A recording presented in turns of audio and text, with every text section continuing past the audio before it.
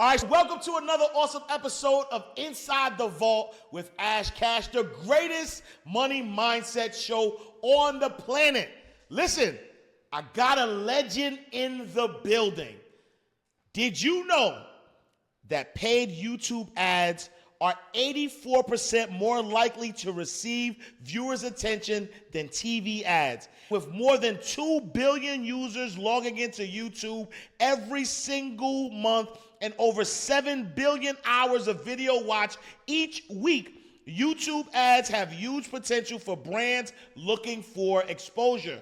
Our next guest is a legend and has spent and consulted on over $120 million across all digital advertising platforms that resulted in over $550 million, realizing video would be the wave of the future. He started buying ads on YouTube in 2012, and by 2014, he had spent his first million on YouTube ads alone, and known to many as Tommy Traffic. Welcome, the living legend, Tommy Powers. What's up, brother? What's going on, man? Man, that's a crazy intro. Yo, I love it. Let me tell you how organic this interview is, and how I'm excited, and I hope people pay attention. I hope people share this. I hope people understand the power that you have, pun intended. we both work with a mutual friend, Luther Julian Gordon.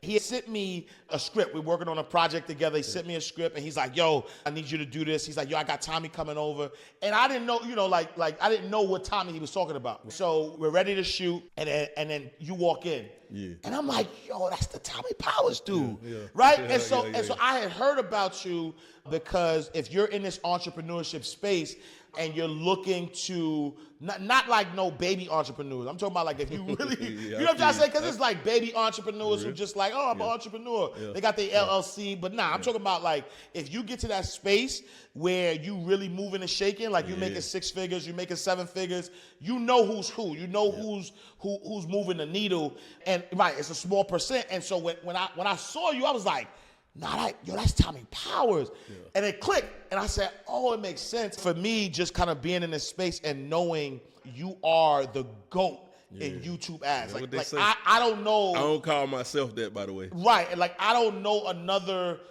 and it's not nothing to do with color either. I'm talking about across all spectrums. I don't know another person who understands the YouTube ads game like you do. So when I saw, I was like, bro, you got time? You know what I'm saying? And so we've been able to make this interview happen. Yep. I appreciate you being available, being willing, and really just being here to enlighten our guests, because I think that, everybody who watched the show, they're at that state, the space in their life where they're watching the show because they want to get to that next level. And one of your specialties is helping people scale, like get to that next level, right? And so we're going to talk about that. But before we get started, for those who don't know, who is Tommy Powers? Hey, my mama named me Tommy Powers. I'm named after my daddy, originally from Mississippi. Moved to Atlanta probably like 22 years ago, 2000. By 2007, I ended up getting into the digital space. I've been a hustler all my life. I cut grass, cut hair, sold candy at school. Like, I had a gazillion ways to get to it, right? But 2007 for me was pivotal because I had heart failure in 2007. Oh, wow. And so that really kind of put me in a space where I had to really kind of figure out what my move was going to be. I had 2 kids at the time. I was already married by then, and we ended up having another child after that, but I couldn't go back and work in management jobs, the stress and everything like that. So I always knew this internet thing was something. I was like, I'm going to take it serious no matter what. I feel like my back was up against the wall, so it's like, it's boom or bust. Like, I'm going to make this work one way or the other. Yeah. And so that's what I started doing, just putting my all into it, failing miserably. But 2008, man, I ended up landing on affiliate marketing, and my challenge was getting traffic. At this time, I didn't know this language. I just know I had affiliate links, and I need to get more people going through them.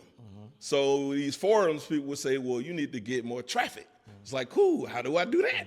And one guy, he was making a lot of sense. Because you know how people give you advice, and it's like, I don't know if that makes sense to me. But this one guy was like, you can buy ads on Google, send them through your affiliate link. There's a guy named Chris Carpenter. He sells this book called Google Cash to teach you. So I ended up buying this book. It's like 40 pages. I read it in probably like 2 hours. It just clicked for me. And I started doing Google ads. 2008, I started hitting well on that, and that kind of changed everything. From that point on, I knew digital was the future. So I'm gonna ride this until the wheels fall off.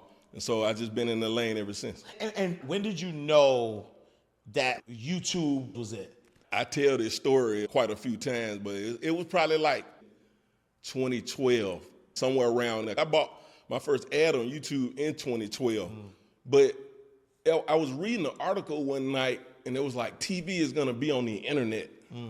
At the time, me being in the space, and I'm a student of the game. If I decide I'm gonna do something, I'm very competitive, so I play sports and all of that, right? So if I'm gonna do something, I'm gonna try to be the best at it. I'm gonna study the whole thing. And I knew that TV was the biggest thing smoking at that time. It was the biggest advertising platform ever created at that point. But this article was making an argument that that's gonna translate to the internet. And I couldn't shake it. So for me, it was like, if that's true, then what does that mean for what I'm doing? Because I'm already in this digital advertising space. If it's going to be on the internet, then what does that mean? I think I need to get out in front of this because I just couldn't shake it. Like, it was just one of them things where I just couldn't shake it. So that kind of led me to being like, well, if I'm going to get out in front of this, where should I go? What's the move? Like, nobody was doing this at the time. So me just looking into it weeks and weeks and weeks, and then I'm looking at YouTube, and at first it didn't click, but after a while it was like, wait, Google owns them. Google is already a publicly traded company.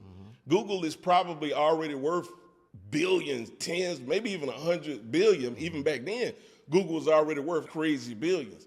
Google already had a lobbyist in Washington, and I'm looking at all of these factors and saying like, okay, if anybody gonna win at this, Google is probably going to, and since they own this, this probably where it's gonna be at. So let me get out in front of this. So let me start playing around with it. Yeah. So 2012, I just started playing around with it because I wanted to get out in front of this wave. That's kind of how I landed on it. And so I just started tinkering around, just saying, when the time comes, I'm already gonna be kind of ahead of the curve. And having generated over $550 million, can you remember that first success that you had with YouTube ads that made you feel like, yo, I am him, man, him Duncan? I remember the first time we did it, it was this guy, Kevin Kurganski, shout out Kevin. We still good friends to this day. We've changed each other's lives. Yeah. Kevin at the time had a product called the Breakup Doctor. And we was working together to run ads across, other things that we were doing. He was using something called a VSL, a video sales letter. It was an hour and 10 minutes long, and it converted really well, but his business was kind of sputtering. It wasn't really cranking like that. So that's why he reached out to me to help him, start buying ads to kind of build a business out. And I just kept thinking, man, we should take this video, put it up on YouTube, and just buy ads to it. And he was like, whatever you say, bro, like if you think it'll work, go for it. So he was the first guy, and I had gave some other people this idea, but then nobody want to move. Yeah. He was like the first guy was like, hey man, if you think it'll work, if you sure you think it'll work, I ain't making no guarantees, but I think it'll work. He was like, whatever you say. And man, that thing took off. Wow. I remember days we were spending maybe $20 and doing like 10K. Wow. It was crazy, bro. It just took off, man. Within 6 months, I think Kevin became a millionaire within 6 months from that. He was making like $5K a month or something at the time when I first started working him. Yeah. And then when we started doing the YouTube ads, like month 2, it was 20K and then 50K, and then it was out of here after that. It was crazy. What would you say what was the key to that success, though? Like, what makes a successful YouTube ad campaign? To me, everything is timing, everything, a lot of factors, right? But at that time, no one was doing what we were doing. I actually saw an ad on a website that linked to a YouTube video, which sparked my idea of why would I buy ads on other people's websites through Google? That was how I was making my bones back then.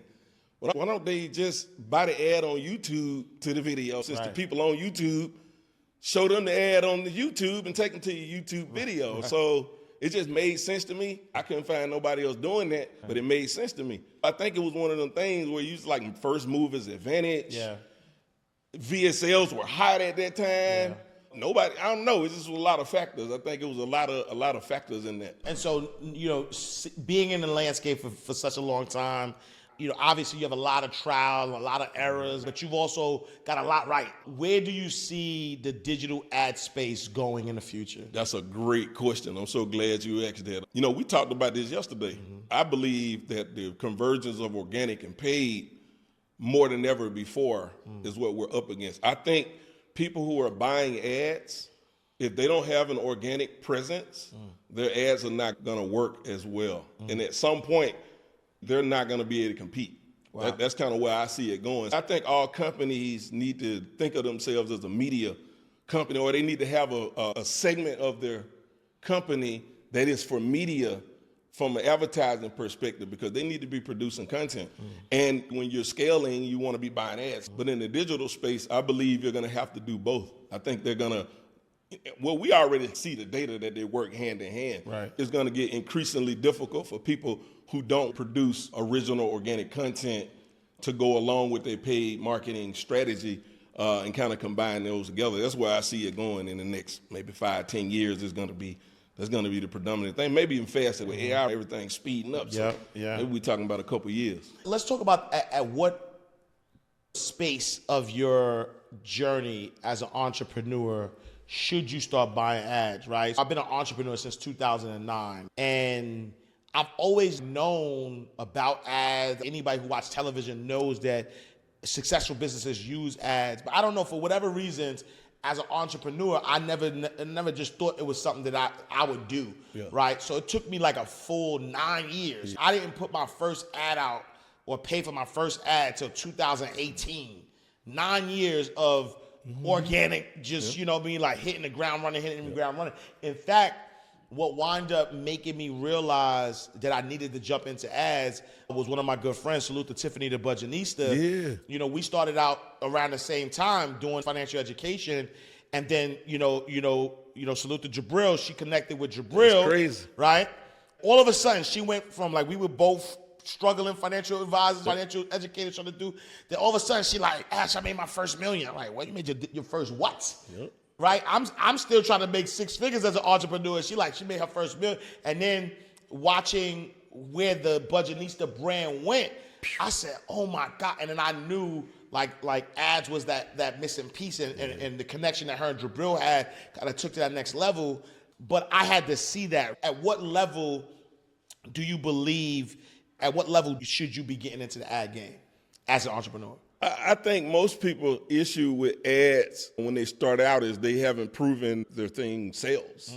So to me, it's like you got to have something that sells. And I think, organic, you can do joint ventures, you can do influencers. I mean, it's a lot of different ways you can kind of reach an audience. Yeah. But you need to know that your offer is sales, it converts. Can you, even some people I know, I've had guys who, they got the 7 figures, just DMs on Instagram. Right.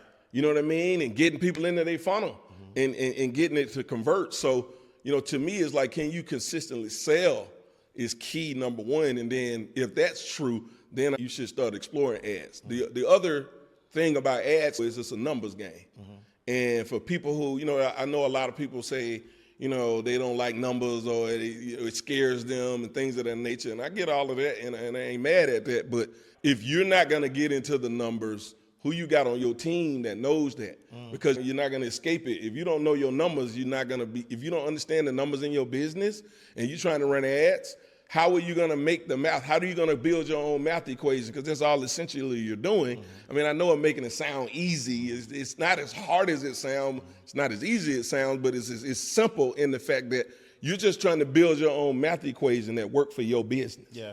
But if you don't understand the variables, and you don't understand the numbers associated with that equation as it relates to your business, how you going to put ads in the mix to make the equation work? You see what I mean? That's the thing I think people don't do. So, if you have something that's selling, you understand the numbers in your business, and you want to grow, I think you should experiment with ads, even if it's $5 a day. You don't have to start out spending millions of dollars even to this day.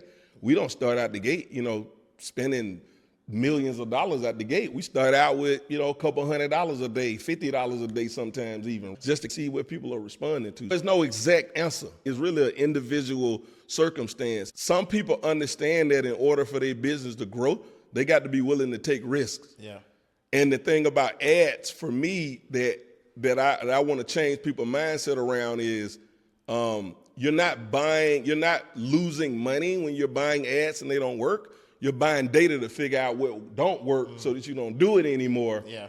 And then the more you test, eventually you'll find something that works and then you do more of it. So it's really a learning exercise of buying ads. A lot of people don't want to put the money in the ad if it ain't working out the gate. They get frustrated. They come with the territory. You got to invest and learn from what you gather to be able to get better and get better and get better. You got to be willing to take that risk. We got different platforms now, right? So you like YouTube, Google, Instagram, Facebook, TikTok now. I see Hulu is doing ads even. Yep. What, in your estimation, is YouTube still the place that people need? Is that the top of the top? I think every business should be marketing on YouTube, whether they're buying ads or whether they're producing content or whether they're doing both. Yeah. I think every business, I don't care if you got a local ice cream shop, you can benefit from marketing on YouTube. You said it at the beginning of this thing. It's 2 billion people. 2 billion, facts, yeah. Like, how many people even got internet access in the world? Like, if they got internet access, it's probably likely that they're using YouTube. Yeah. So, imagine all of them people in that 2 mile, 5 mile radius of you if you're a local business. Like, people sitting up in their houses around you watching YouTube. So whether you're getting in front of them organically or you buying ads or both, I think every business should be on YouTube. It's just such a massive platform. It's hard to fathom how big it really is, but I think everybody that has a business and they want to grow it, they should market on there. Yeah, I think even when I go on YouTube, I see, these, lifestyle marketers or, people who are showing their house, their Lambos, things of that nature. They're literally holding up a phone in their backyard and doing their ad there. I know a lot of entrepreneurs like to be perfectionists. Like they like to, get the lights and the cameras and all that. In your experience, does it matter what camera you have? Does lifestyle work better? What is the formula to YouTube? You have to know your audience. Every audience don't need high production, whatever. You can pull your phone out, record a video, upload it, and run it as an ad. Like, it's that simple, right? Yeah. The formula is pretty basic. There's a lot of variations of it, but most people are going to say a similar thing, hook, message, call to action. I usually go further with that. Instead of a call to action, it's more like a compelling action. How can you make someone feel compelled to do the thing you're asking them to do? Because when you say call to action, to me, that's a push thing. Right. It's like a pushy salesman. But when you deliver it in a compelling way, people want to be attracted to what you're doing. There's obviously deeper psychology with that, but the hook is really like, how do you get people's attention? Yeah. The message is essentially, what are you going to say to them that's going to keep them watching? And the call to action is the thing you want them to do. Can you actually compel people to do that? I think is what, maybe most people don't really talk about. But that's kind of really the formula. And it could be, a set like we in here. It could be, just pulling out your mobile device. However you get it done, it's all about the audience. And depending on your audience, you don't really need a high production circumstance. Unless you're going up like corporates and things like that, B2B, that kind of thing. But B2C, a mobile device and looking into the camera is a pretty good way to get a message out, to test and see if people are going to respond without breaking the bank. Yeah, and I love that. I'm glad that you said that because, again, I think there's so many people who are just not starting because they feel like they don't have the right script, they don't have the right camera, they don't have the right, fill in the blank. Again, I've seen very successful people in ad campaigns that were literally a cell phone and somebody just talking into the cell phone. And so for somebody who has been in the business as long as you've been in the business, I know that 80% of it is mindset. 20% has to be the practical thing, but 80% of success is mindset. What is the biggest mindset that changed the game for you? For me, like 2015, a VC firm out of Silicon Valley reached out and wanted me to mentor their portfolio companies. And it's just kind of like, at the time, like, they want me to talk about YouTube ads. I'm like, YouTube in Silicon Valley? What y'all calling me for? It didn't really make sense. But I went, And I'm glad I did. It really changed everything for me. At first, it was kind of like, I'm just curious, like, why these people call me in little Douglasville, Georgia, in my basement, you know what I mean? Like, y'all building, like literally the people, the company 500 Startups, one of the founders of 500 Startups came from Google. So literally, like, they got friends that work still at Google, but they calling little old Tommy in Douglasville, Georgia. So I just thought that was wild, and I had to know why. And so being able to go there, what I realized pretty quick, 500 Startups mindset was more like undervalued assets. How do we find assets that are more valuable than what's being realized, and then help it realize that value? Essentially, they would find people like me, which pretty much a lot of us in the 500 world at that time were people out in the field doing the thing.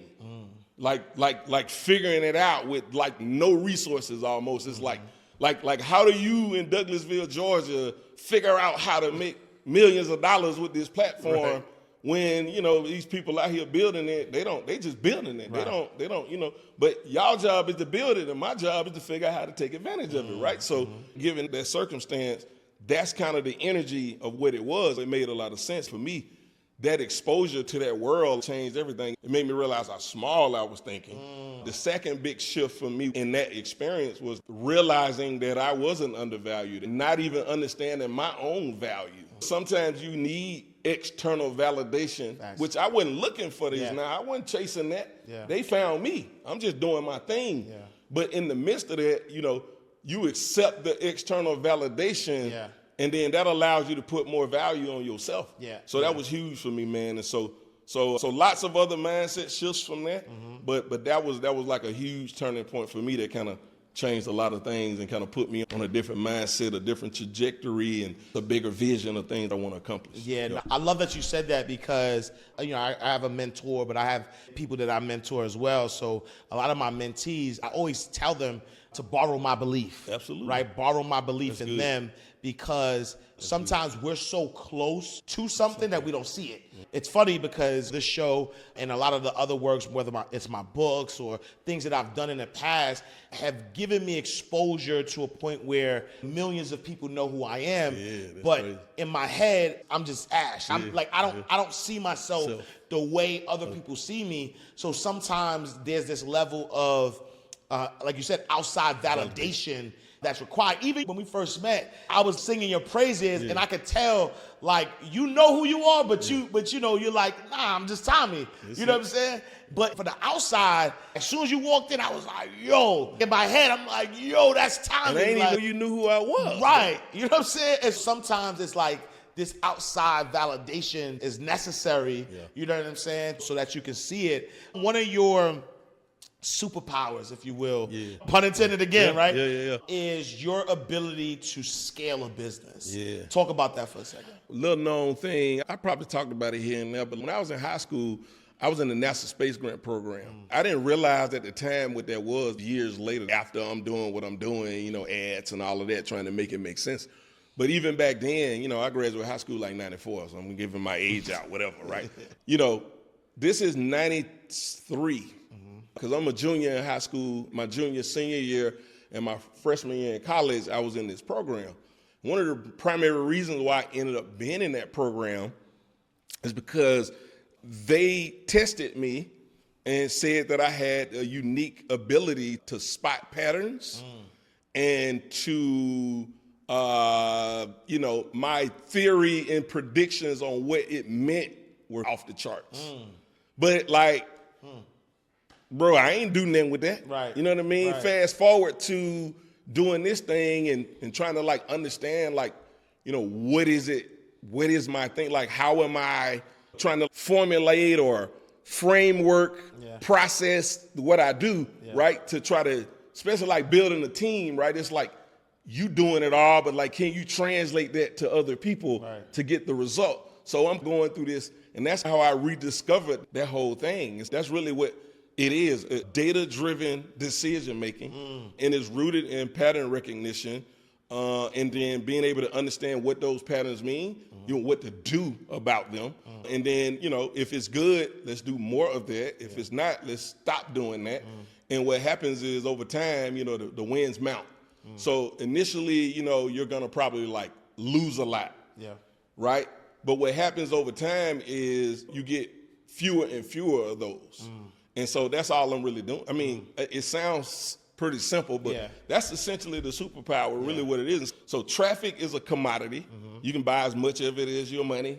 Elon Musk can't even buy all the traffic on the internet. He's the richest man in the world right now. Maybe I don't know, somebody might have overtook him. But like, it's so much traffic online. Like, traffic is a commodity. It's just like sugar or rice or any cereal or whatever you buy at the store. You can buy as much of it as your money can buy. But the data that we get from buying the traffic is what allows me to execute my superpower. Because now I got all of this data and I can start looking for the patterns in that.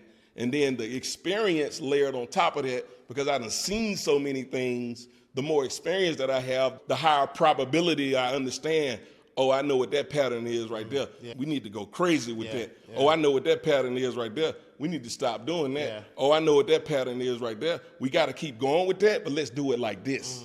And that's essentially what it is. If I hear you correctly, it's almost like if you have the right amount of data from traffic, you could essentially create money. 100%. That's what people pay me to do. Put it that way, because it's almost like, especially the people who run away from data, the people who say, well, I don't want to get into numbers, or numbers scare me, right? As the Honorable Sean Carter once said, men lie, women lie, numbers don't. And so as you start to look at the data's not going to lie. You know, 5-day challenge is a lot. And, you know, me, Marvin, Storm, we know that if we do a challenge, on average, we're closing about 20-25%. And so for us, we've done challenges over and over again, and the numbers never change. It's always 20-25% of the people that we're closing. If we desire to make a certain amount of money, then it's the numbers. Now, you know, we hire someone to help us with traffic, to bring people into our challenge, or bring people into our,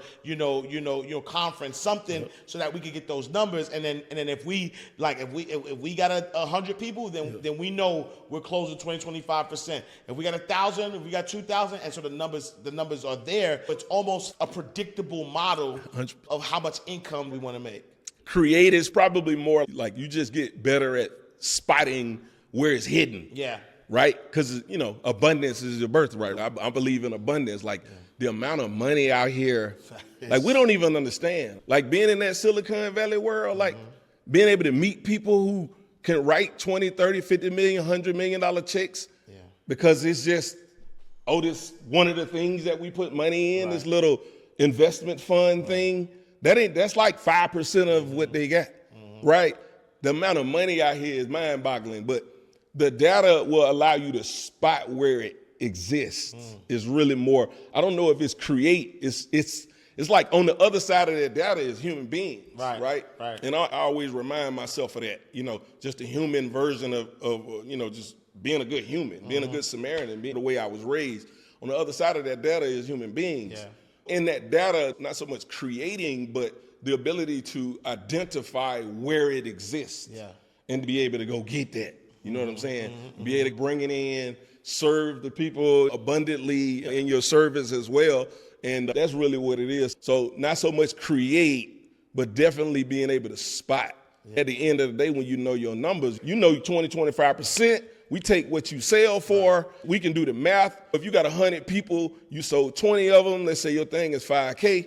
You just made 100,000 from 100 people. The average person is worth $1,000 to you. Now I can go out with that, armed with that information, and figure out, how do I get more people to you for less than that number where it makes sense for your business? Wow. See how easier it is now for me to go? Because now when I'm buying ads, I'm not just spraying and praying. I got a game plan. I got a strategy around what I'm trying to accomplish. I need to get you somebody that you can close where the cost of getting you to those 100 people is going to be low enough where the difference between what you paid to get them there and what you're going to make is the profit you're going to need where your business is going to make sense. It's not really rocket science. People make it out to be, but for you, when you just spit those numbers out, I was like, wait, hold on. I know some of y'all are like, look, we got to rewind this.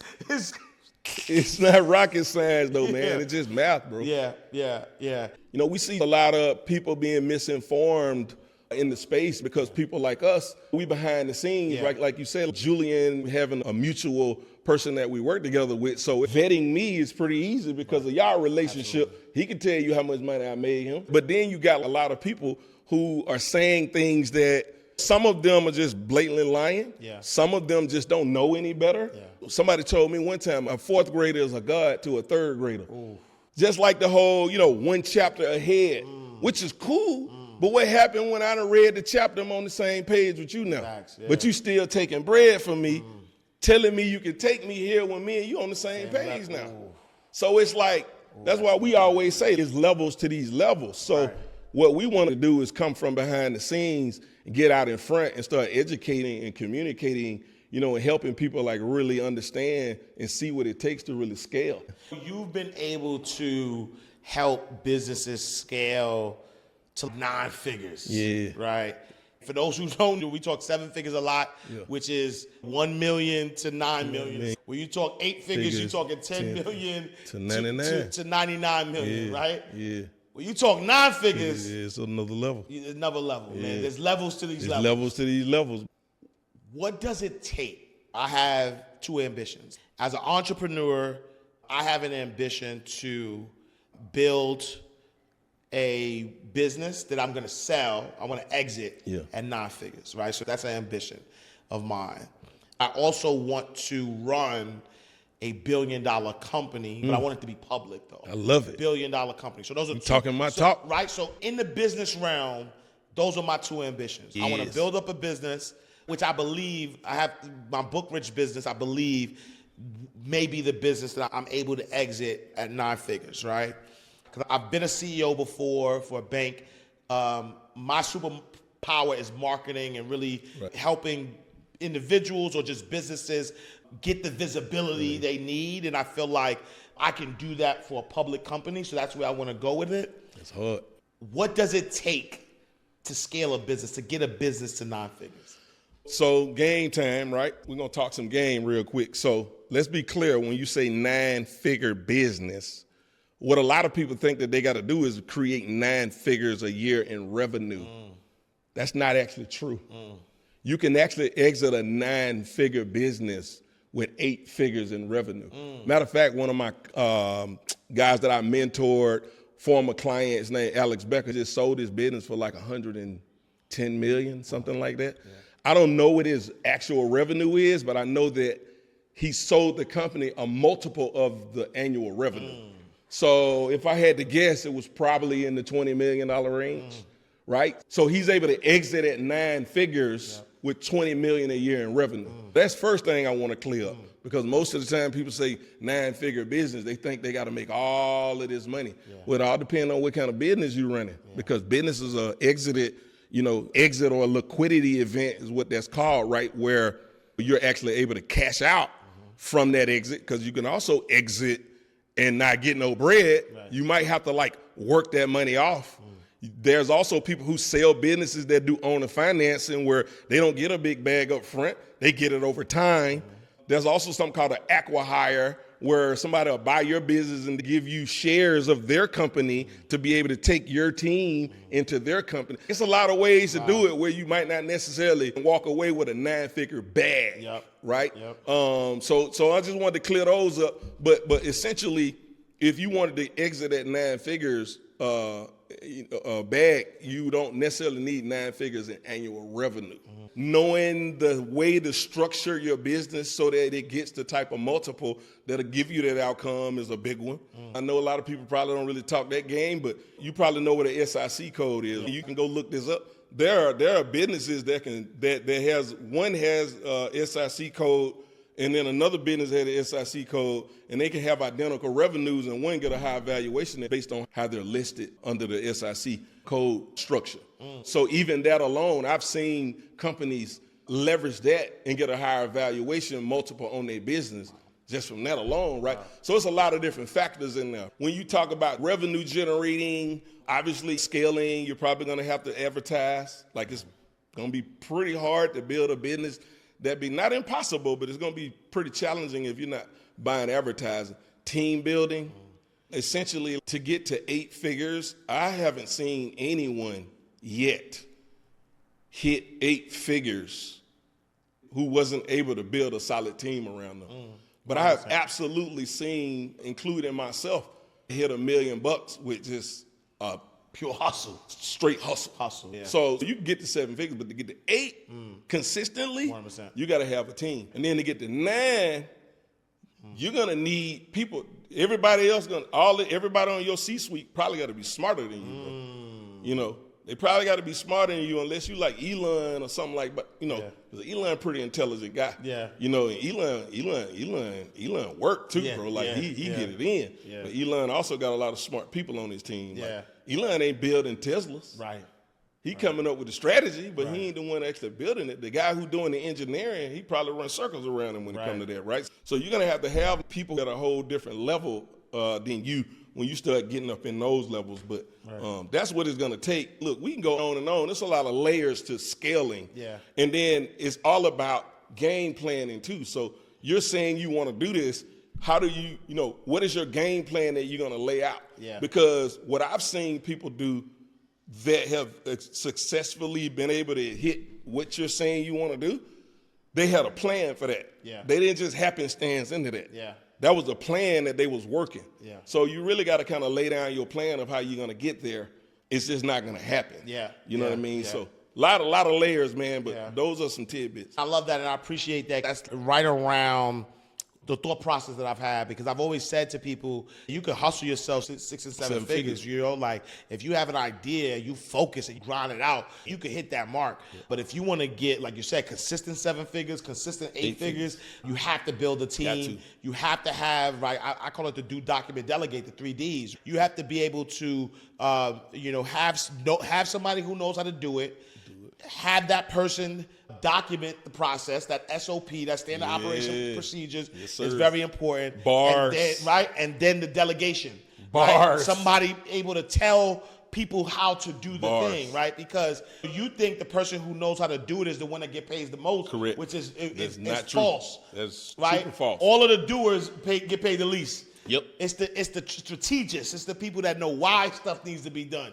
The people who could delegate, the people who could tell people, all right, this is the goal, the visionaries. The visionaries, right. the people who can lead. Yeah. To that point, though, too, and I love that you said this. This is where I'm at with it, is understanding that I need to hire people who are smarter than me, right, to be able to get to that 9 figures. How do you, what's that mindset like, right? Because, I'll give you an example.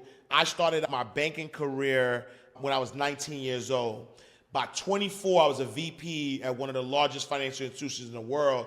And I was tasked with managing people that were twice my age, right? Wow. So the oldest banker I had was 56 years old. I'm a 24-year-old black kid. I got this white guy, this white man.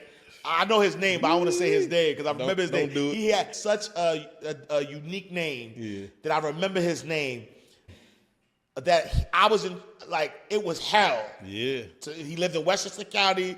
He had his Mercedes-Benz. I remember your name.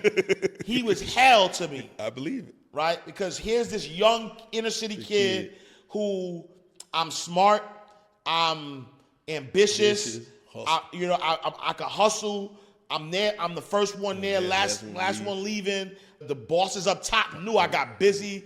I get the results, and they said, you're getting promoted, but they gave me that hard time. How do you overcome, or how do you get to that space where you could hire people who are smarter than you, who probably know they're smarter than you, and be able to effectively run that team? I've seen it happen, obviously, in practice, doing it, myself. The biggest challenge for me has been, one of the things I had to overcome maybe 2 years ago was, are you willing to pay somebody in your business more than you pay yourself? Ooh. I wasn't. But I realized that was a mindset that was crippling me. Oh, that's good. Selling people on your vision. If people believe in what you're doing and you can compensate them competitively, like they'll come rock with you. You know what I mean? That's like a big one, man. Just like, what is the vision of what you're doing? Can you communicate the vision of what you're building to people successfully and get them to buy in? That's a whole different level. That's something that I'm working on as we speak. Wow. Because if people don't believe in where you're going, like people like that, people that got options, we talking about the top tier talent. Yeah. They got options. Yeah. That's why they top tier. 100%. Why are they gonna choose you? And if you can't communicate that vision to them where they can see themselves attached to where you're going and see the value that they're gonna receive in exchange for that versus everything else they're gonna do. You know, some of them, it might not necessarily be about the money. They might take a little bit less pay for a little bit of equity, a lower salary because they believe in this or think this is a rocket ship. But your ability to really sell that vision is critical. And then your ability to actually lead people, you know, is a whole other thing, man, which for me has been probably the biggest growth that I've had as an entrepreneur in the last 4 or 5 years is the leadership. It's just really getting tight on that. And now what I'm working on is the visionary side, being stronger in my vision and you know, just steadfast in it as well. Because like people, you know, A-player talent ain't stupid. Right. Like they can read your body language and know you don't believe that shit you said. Uh-oh, excuse my language. You good, you good. Oh, I was about to say, cause I'll drop one. They can read your body language and know you don't believe what you're saying. Right. So like, do you have conviction in your vision? Right. As well, right? Because you can have a vision, but if you don't have conviction in it, it's gonna be hard for other people just not gonna buy. Yeah. Gonna buy that. But the whole thing that held me back, man, I had got to a point where I was like, you know, not wanting people in my company to make more than I pay myself. I don't even know where that mindset came from, bro. Right. But one day I just had to address it, and I'm like, called a buddy of mine up, and I was like, I think I'm tripping. Right. Da-da-da-da-da, I'm telling him what it is. He was like, you tripping. Right. Because you own the asset. You own the asset. Right.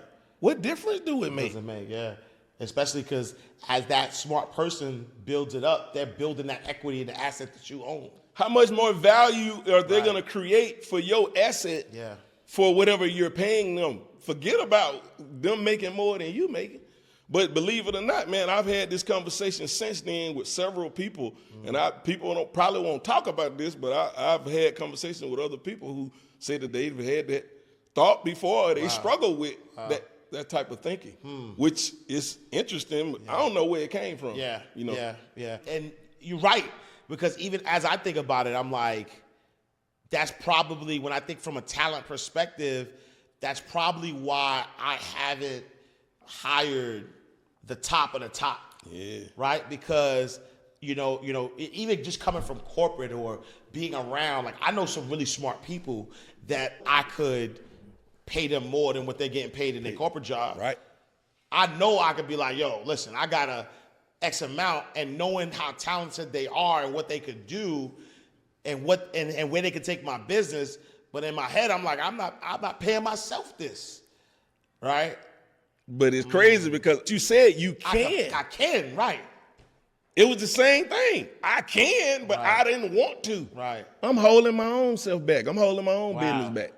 Wow. That's so I had to kind of overcome that because I had to really get crystal clear on what does it take to build a real, something big where you're selling a vision, but you're getting buy-in from people who believe in your vision, and you're hiring talent at that level, and being able to have a competitive, you know what I'm saying? Because people ain't gonna take peanuts from what they're getting. Right. They might come down a little bit, but you're gonna have to go out there and compete. These people got options. Absolutely. Why are you the person for them to choose over all the other options that they got? Right. But you don't want them to make more than you. Exactly. When this person the difference between you hiring a B player and an A player could be $20 million in your valuation. Remember, your valuation is a multiple of your revenue. Right. Yeah. So if this person come in and take your business from $2 million to $10 million, and you getting a 5X multiple, you got a $50 million company now. If a B player come in and take you from 2 to 4, you got a $20 million company now. But you tripping about how much more you got to pay this person. Right. So instead, you're going to get a B player because you don't want to pay the A player because they're going to make more than you. Wow. It's kind of stupid when I think back on it now, but I was struggling with that, man. I had to come to terms with that. Wow. It's kind of wild, right? And you know, it's funny because so that's why I say business is like 80% mindset. Right? I think it's like 90. Right, it might be 90, right? Because when you think about the type of mindset you have to get to that next level, and that's why when you see people who get to that $1 billion status, like that ain't a light feat. That takes work. That takes mental strategy. There's a lot of pieces you gotta move in order to get to that space. Yeah, man. Wow. Yeah. So when you think about the trajectory of where Tommy Powers is going, what does the future look like for Tommy Powers? Long term, I will be in the cannabis space. I'm already working on that. I've made some investments in that space. I invested in a hemp farm here in Georgia. They're vertically integrated. We have some issues there, but we're gonna work through that. That's probably like a 10-year goal for me. That's something I always wanted to do, even when I was growing up. Like, my homeboy in Mississippi now, he was growing plants in a closet in his mama house when we was in high school. Yeah. You know what I mean? Yeah. So he always had the green thumb. We always knew, like, one day when this business is legal, there's no way we're not gonna make money legally. When it becomes legal, it's impossible for us to make money in it. So we want to build a vertically integrated brand. That's probably like a 10-year thing. Probably my 5-year goal is push out a lot of content, produce more content, build systems and programs to kind of help more, especially people that look like us, who the things that we've been exposed to, a lot of people that look like us ain't getting exposed to. So if we're not bringing that back to the community and sharing that, how are we gonna get the game? That's a big part of what we're doing now. So that's kind of like the 5-year vision, and really now just kind of coming from behind the scenes, getting off of the agency thing. Obviously, we still do consulting and coaching and all of that, but a lot of what I've done now, in my past have been, being on the opposite side of the table of the person who owned the asset. And the last 3 or 4 years, I've been really focused on moving on the asset side of the table. So that's really what I'm doing now, focused on building my own brands, building my own asset, leveraging my skill set. Yeah. But boy, I tell you, I be forgetting some of the stuff that my clients had to deal with, because I ain't have to deal with. I'm just over here, we running the ads or building the funnel or whatever we doing. We ain't having to deal with all of the nonsense going on, the infighting, people falling out with each other, merchant processors shutting you down, customer service, all of these different things that now, we having to bite off. So definitely getting the MBA and all of that these last few years. But that's kind of my focus now, man, just moving on the asset side of the table, building assets. Yep. All right, y'all, man. The living legend, Tommy Powers, man. I appreciate you, man. I appreciate your wisdom. I appreciate all that you shared here. A lot of great information. I'm naturally curious. You gave me a lot to think about, a lot to adjust. As I think about that next level and where I'm going, there's a lot to think about and readjust. And that's the beauty of entrepreneurship. Once you reach a certain milestone, you understand there's still more to go. Yeah. Right? I remember just wanting to make 6 figures. Like, I remember the first time I made 6 figures as an entrepreneur, I was like, yo. And I remember I looked at my tax return, I was like, 105,000. I was like, yo, I made it. I'm here. And now I'm paying that in taxes. For real.